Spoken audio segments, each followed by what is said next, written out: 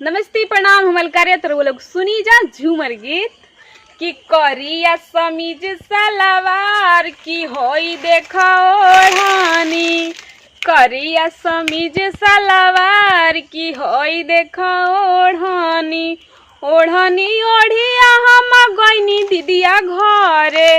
ओढ़नी ओढ़िया हम गईनी दीदिया घरे। देवारा करेला हाय हाय की होई देखा ओढ़ानी। देवारा करेला हाय हाय की होई देखा ओढ़ानी। करिया समीज सलवार की होई देखा ओढ़ानी।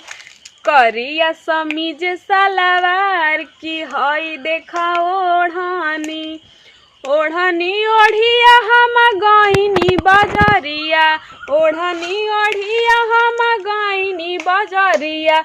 लफुआ करेले हाय हाय की होई देखा ओढ़ानी।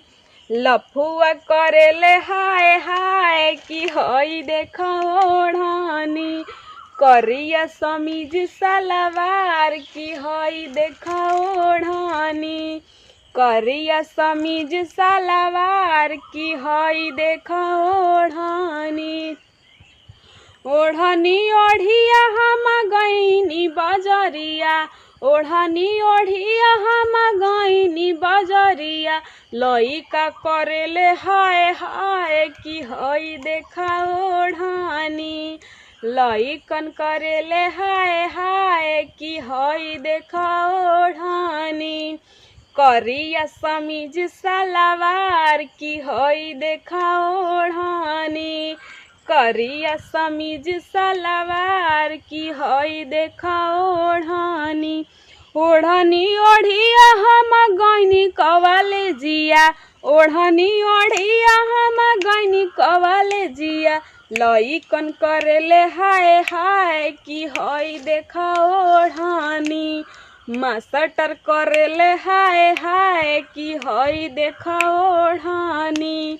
मास्टर करेले हाय हाय की होई देखा ओढ़ानी। करिया समीज सलवार की होई देखा ओढ़ानी। करिया समीज सलवार की होई देखा ओढ़ानी। ओढ़नी ओढ़िया हम गईनी बजरिया। ओढ़नी ओढ़िया हम गईनी बारात करे। लफुआ करेले हाय हाय की होई देखा ओढ़ानी। ओढ़नी ओढ़िया हम गईनी जयमाल करे। ओढ़नी ओढ़िया हम गईनी जयमाल पर। लफुआ करेले हाय हाय की होई देखा ओढ़ानी। बरतिया करेले हाय हाय की होई देखा ओढ़ानी। करिया समीज सलवार की होई देखा ओढ़ानी। करिया समीज सलवार की होई देखा ओढ़ानी। नमस्ते प्रणाम हमल कार्या सभी के गोड़ छुके गोड़ लागत नहीं। ई झूमर गीत रउआ लोग की कैसा लागल कमेंट में बताइम जा। कोनो गलती हो तो माफ करम जा। और कैसे कि हम कमेंट पढ़ी ना तो कमेंट रउआ लोग जरूर करी जा। और थोड़ा सा भी अच्छा लागल तो लाइक के बटन दबाई जा और सब्सक्राइब करी जा। और हाँ एगो और भी चैनल बटे हमनी के हमार भोजी 2020 जोना पे हम कॉमेडी वीडियो बनाए ना तो रउआ लोग के अगर हमार कॉमेडी वीडियो देखे के होके तो हमारा भोजी 2020 चैनल सब्सक्राइब करी जा और सर्च करी जा। जाई जा देखी जा और प्यार दुलार ऐसे ही बाढ़ बरसावत रही जा। जय हो।